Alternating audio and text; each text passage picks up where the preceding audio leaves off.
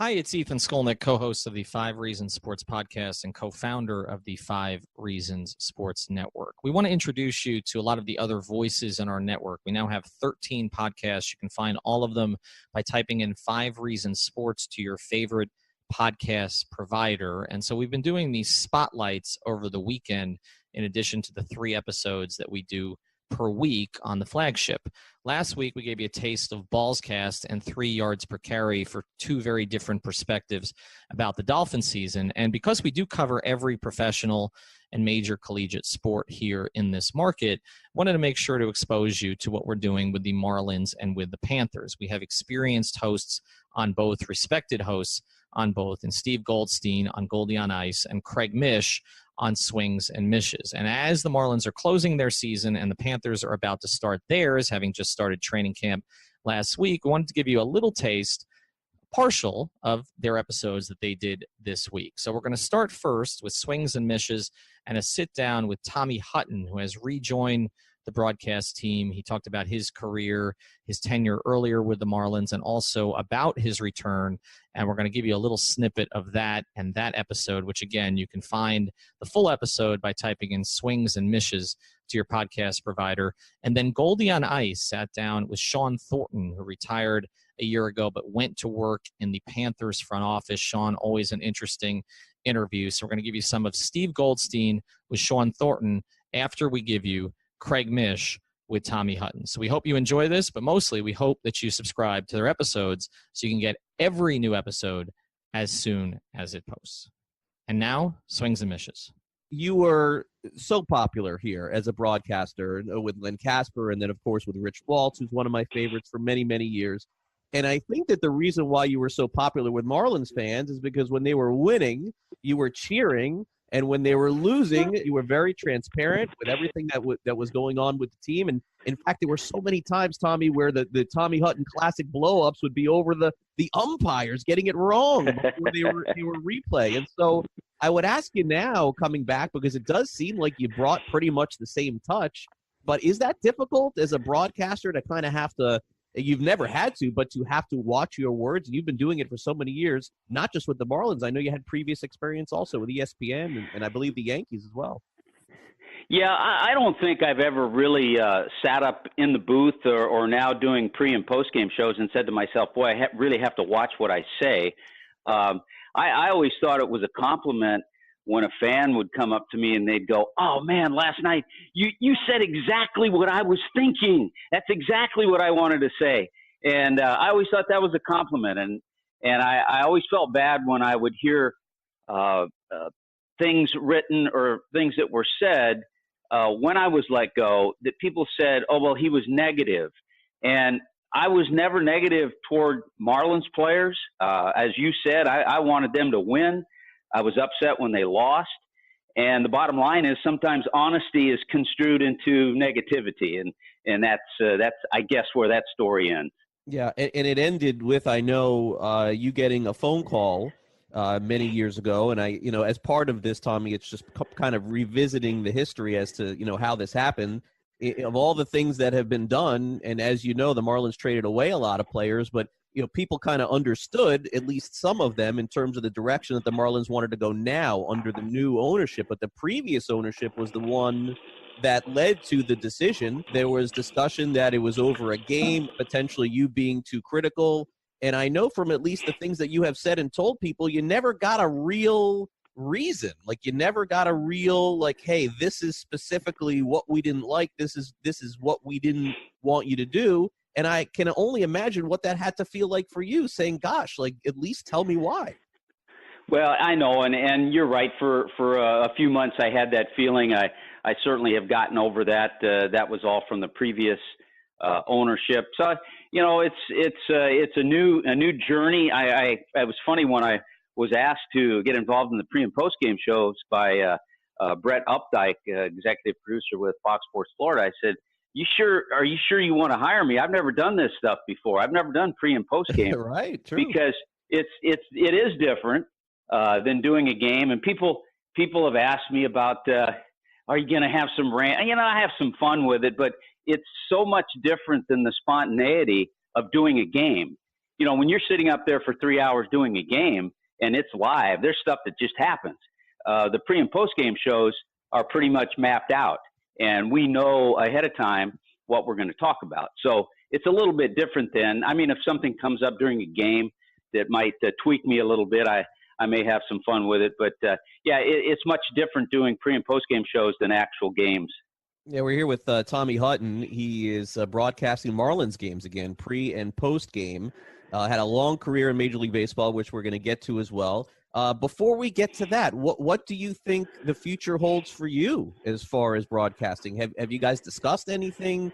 Do you feel like there's a good opportunity potentially to be back and doing this more in 2019? Because as you know, with the way that the Marlins season is kind of gone, it's now, at least for the most part, as much optimism as possible getting to a point where the team is on the field and good again. Yeah, I really haven't discussed it with anybody. I would certainly be open to being involved again. I think from what I've heard, I think everybody's fairly pleased with the way things have gone. And when the season ends, I'm probably just going to sit back. I'm not going to reach out. Hey, I've been on vacation for a long time, so I don't know if, and I'm sure I would never get involved in all 150, 162 games. At this point in time, that's just too many. And I enjoyed my time when I wasn't working. I enjoyed the things we did. So, but I certainly would be open to getting involved again. I really like and I can see the direction that the organization is going, and I really like it. I know it's frustrating for fans to get beaten, but then it's nice to see a game like last night and see Urania beat Jacob deGrom. So there's some good things out there. I think the direction is in the right way. So it would be fun to be involved in that. And Tommy, going offbeat a little bit from the Marlins path here for a second, one of my personal greatest idols growing up was actually Gary Carter. In fact, his daughter Christy was my third grade teacher.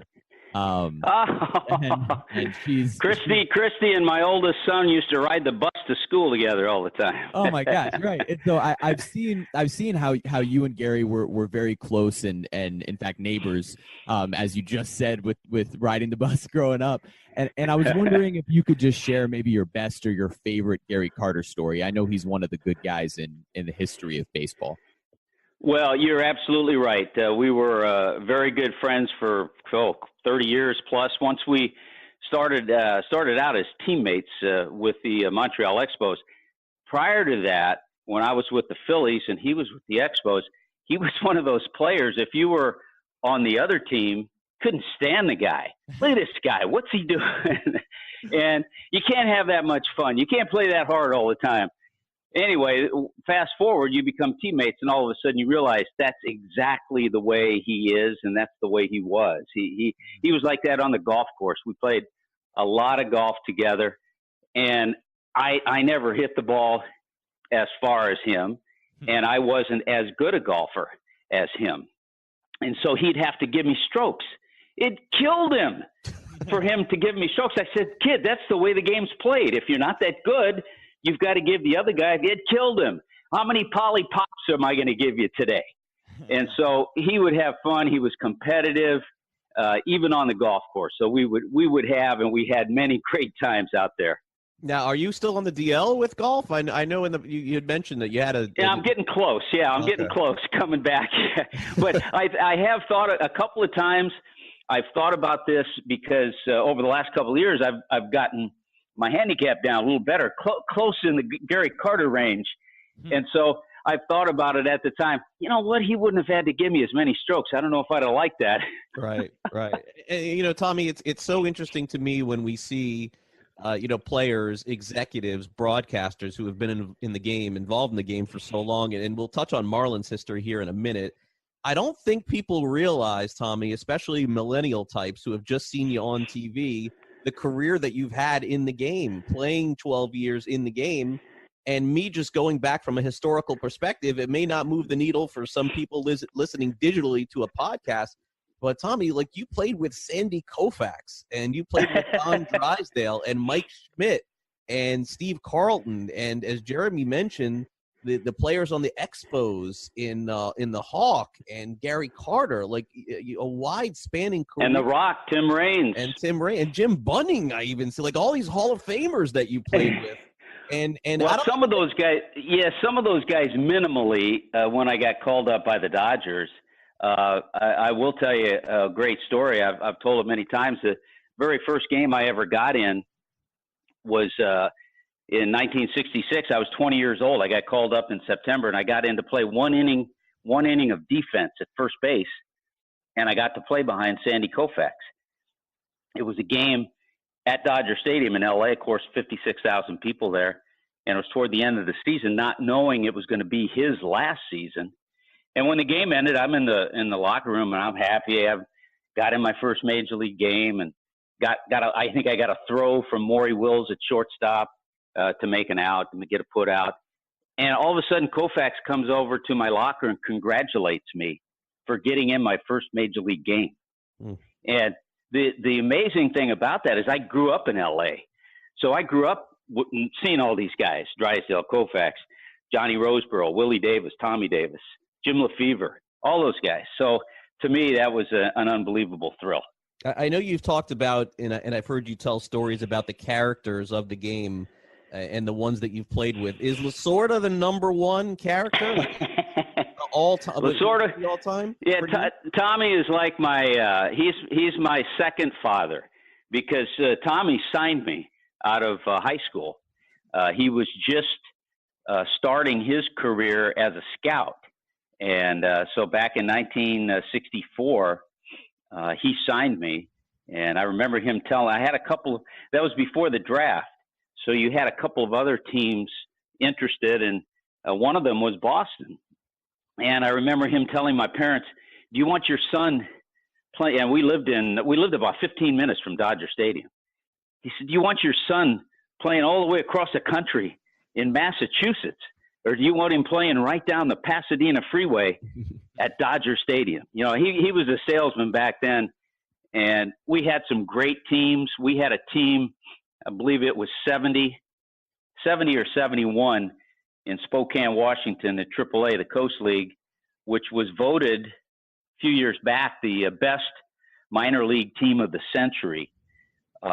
We had Joe Ferguson was the catcher. I played first. Davey Lopes played second. Ron Say played third. Bobby Valentine played short. The outfield was Peshoric, Bill Buckner, and Vaughn Joshua. So Lasorda didn't have to manage much. I don't think we had signs that year. He said, "You're going to learn how to play the game, and you guys will know when to take a pitch, when to hit and run, when to do all that. If you show me otherwise, I'll give you signs." Yeah, I mean, those Dodger teams, they just cultivate young players through the years. It's amazing for, we're talking about 5 decades of baseball, them continuing to do it and do it now. Circling back real quick, Tommy, before we end this, it is 25 years of the Marlins, and the story cannot be told with positive, with negative. There's just been so much, as the Marlins have said, it's a complicated history, and I think that's kind of fair. But for you as a broadcaster, in all the years that you've done this, and certainly now it's a completely new day with the ownership of Derek Jeter and things that are happening now. But the story that was told previously in your 19 years as a broadcaster, what kind of sticks out for you as really the most memorable moments that, as Marlins fans, that you point to, that is in your mind's eye or you consider when you think about the time that you broadcasted with the team? Yeah, well, first of all, being a Marlins fan has the true fan, the ones who have stuck with it for a long time, they have had, as you well know, there are many ups and downs. So I really tip my hat to the true Marlin fan. I would have to say in '97, when they won the World Series, that was my first year doing Marlins baseball. I worked with Dave O'Brien and Joe Angel on TV. And so everything to me was kind of new. And it was a great year. There's no question about that. Won the World Series. But I think the most memorable year would be '03, just with the way everything happened, off to a bad start. Jeff Torborg was the manager, and I had a good relationship with him because he had come up as a Dodger, so I used to see him all the time in spring training and knew him very well. And then he got let go, and in comes this old guy, Jack McKeon, and all the things, sudden things really turned around. Yeah. So that was the most memorable year, the World Series in '03. And moving forward, Tommy, we know that, kind of what the Marlins are up against at this point. They don't like to call it a rebuild. They've used the word build several times. You got to know Stanton. You got to know Ozuna, Yelich. Certainly those are the three main players they traded, and also D. Gordon. When you watch the team this year in 2018, what is kind of the takeaway from you? Have you seen a couple of positive signs from players that you think may have a future on this team when they are good in a couple of years?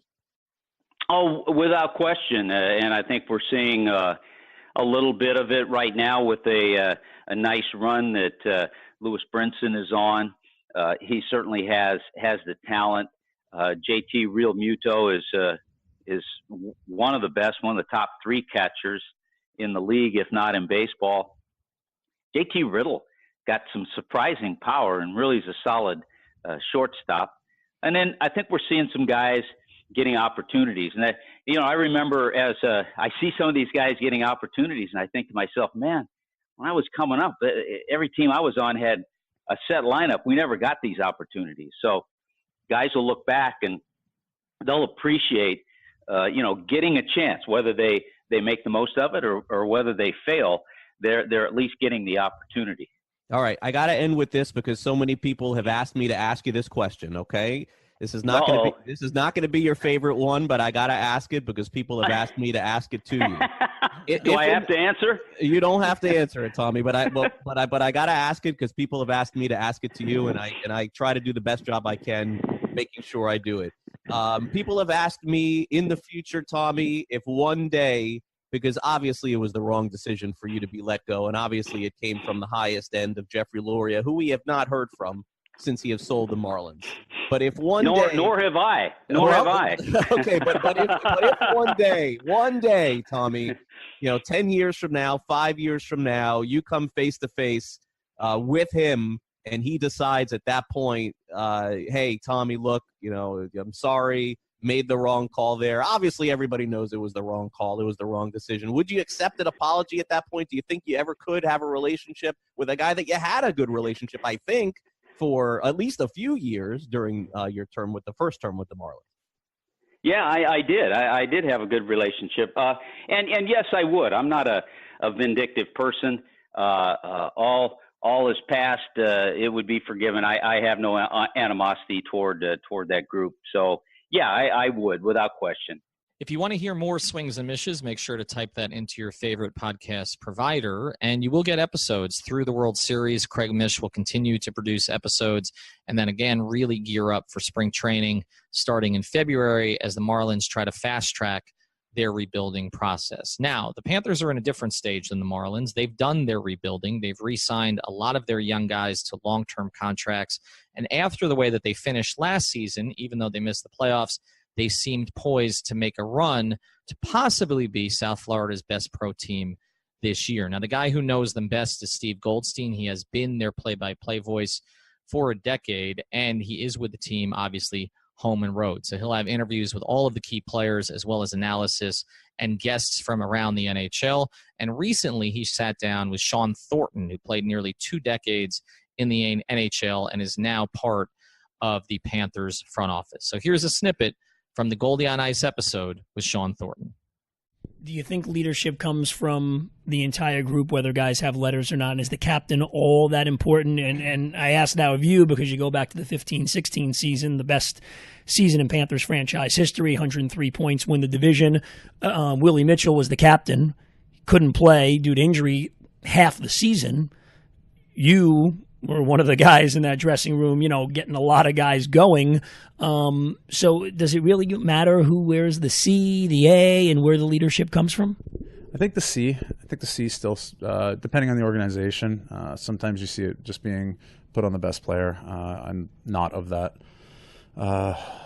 You don't think it should just automatically go to the best guy? I don't. I think the captain should be the leader, but maybe I'm old school in that regard. Again, maybe I'm old school in a lot of regards, but I think the captain has to be the person that the room respects and looks up to for how he is as a human being, not just a hockey player.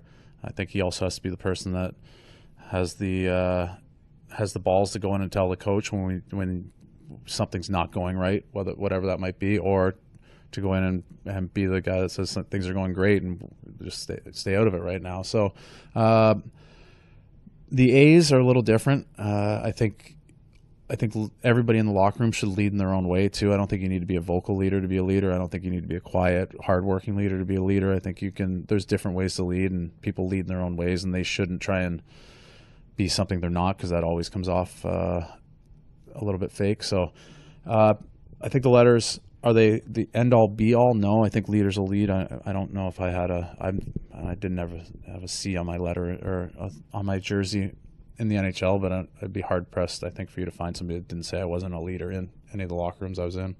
Anaheim, 06-07, you win a Stanley Cup. What sticks out now, all these years later, about that team, and what was that moment like when you put that trophy over your head?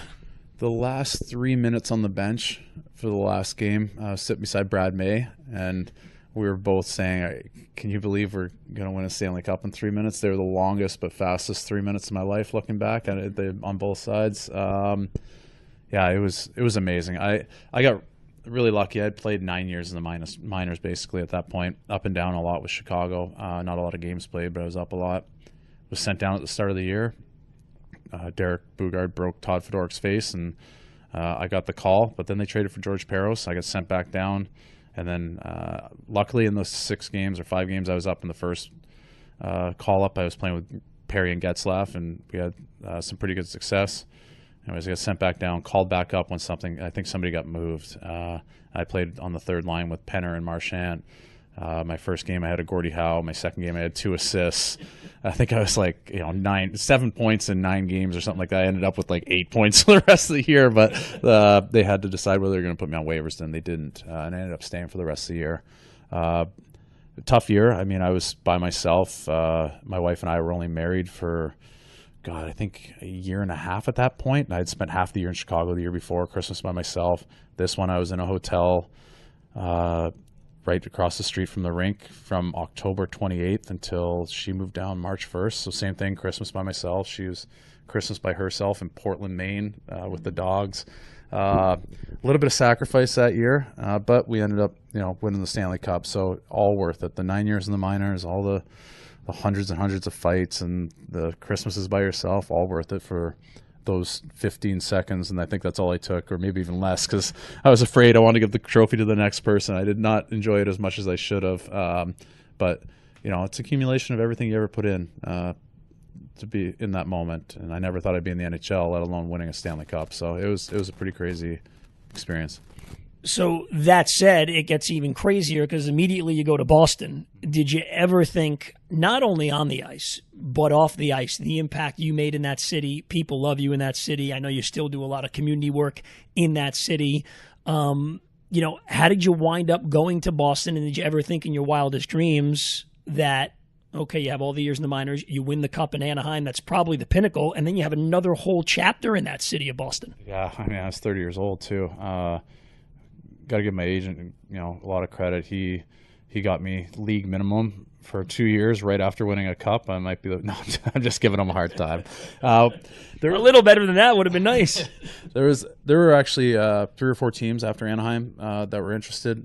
Dale was trying to get me back to Chicago, and Boston was the only one willing to give an extra year. After moving around, spending those Christmases by myself, being up and down in the minors, not knowing I wanted the sort of security, you can always get moved, but of a 3-year deal, and Boston was willing to give that. So that was how we made our choice. That's pretty honest of you, by the way, because very often you get a lot of people saying, no, it's not all about the contract, but you wanted the security as a guy that had kind of gone through a lot of tough times being all over the place. Yeah, and I knew Chicago was going to be a good team really soon. I had been in that organization. I'd seen what Dale was doing with it. Dale actually offered me more money for 2 years, for the first 2 years, probably a couple $100,000 more, but I took a little less for longer years because I just wanted the security of finding out what the city was about. I had never been to Boston. When we played Lowell, I think I shot in one day for an afternoon.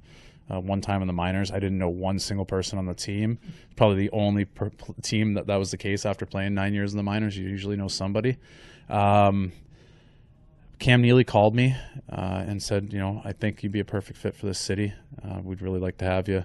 I know a lot of friends that have been in your role and have had a lot of success after hockey. And I was old enough and mature enough to really think about that. So that's how we came to be there. I always had a weird fascination with it because every single person I had played with that went to college there or played 1 year there, wherever they were from, they always moved back there, or they always spent their summers there. And so me and the wife had a house in my hometown and said, let's sell it. Let's just buy in Boston. If we're going to put up with the winters there, let's see what these summers are all about. And we fell in love with it. Interesting. So then on the ice, obviously the success, I mean, your line became a staple, one of the most difficult lines to play against in the league. Did you feel it building up to that cup year? Yeah. I mean, Luch was on another podcast. We won't name it, but he was talking about the other day. We had, I think, 10 or 11,000 people in our arena for the home opener. Both of our first games.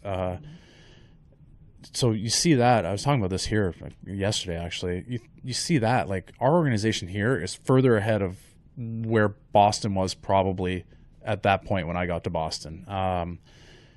So, there was a lot of angry people with the lockout, trading Joe Thornton, all that stuff. But that year we grew into a team that kind of took on the identity of the city and what they wanted to see. We had a very tough team, and when we were losing, we tried to beat the hell out of the team we were playing against, and Boston really takes that. They're like, you know what, they're not that good, but at least they're trying to kill the person for beating them. So it grew from there, and we kept the same core together. Peter Shirley did a great job of keeping basically the same core together, and we grew as a group. And when we got to that 2011, we really thought we had the team probably the year before, and then we saw how hard it was in the 2-3 playoffs leading up to that cup run. We lost in Philadelphia after being up 3-0 and 3-0 in the first period of the seventh game. We really realized that things aren't for granted at any point in the playoffs. So we took that into the next year, and we put the hammer down, and we had to win some heartbreakers in Game 7. Ex-Panther Nathan Horton really came through for us, and we weren't denied. And I will say Anaheim was the most exciting day of my life at that point, but when I won it with Boston, that one meant more, if that makes sense. Like, the first one was, the coolest day. The other one meant more because felt like I was part of getting the team to that point. So naturally, and I know you're a confident guy, so I'll use the word when you win one in your role with the Panthers in the front office, yes. What will that be like? It'll be the third greatest hockey moment of my life. I think as a player, it's you can't compare with that, but I would love nothing more than to have a ring with the Panthers, the crest on it. I think this team definitely has a chance if in the very near future, and I'm really looking forward to being along for the ride. Is there one guy on this team, and a lot of guys had breakout years last year, so Barkov being, I'm assuming, the most talented player in your opinion on the team, but is there one guy that you think on this Panther team that you'll look back on in 3 or 4 years from now and say this guy is really legit, flat-out superstar?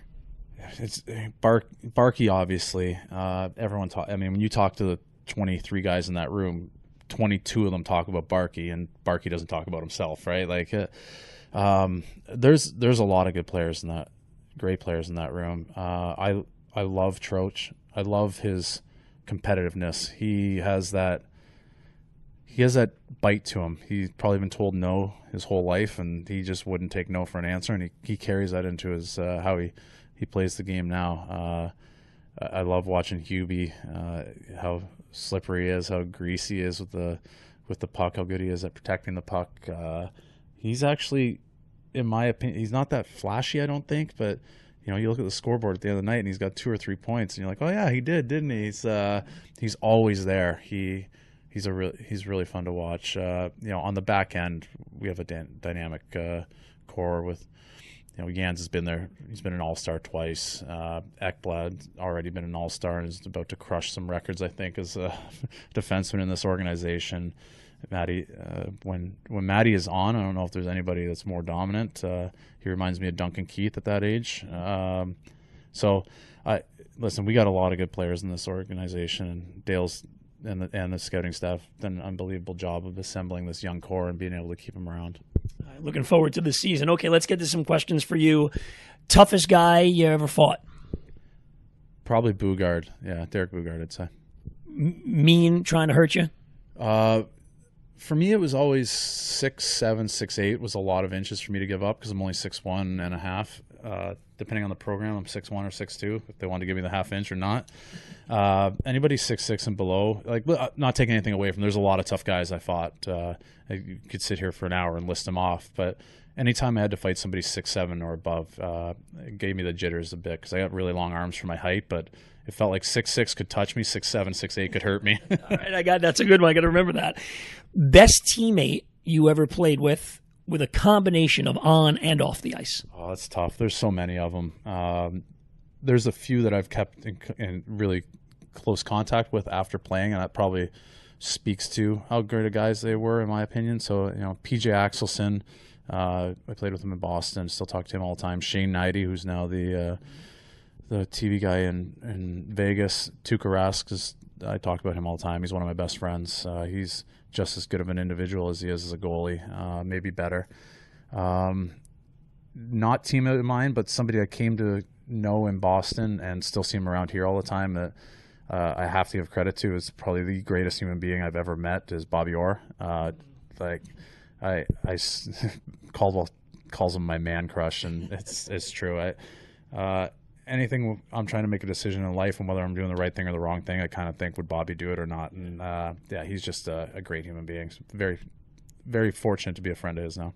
Most underrated teammate? Most underrated teammate.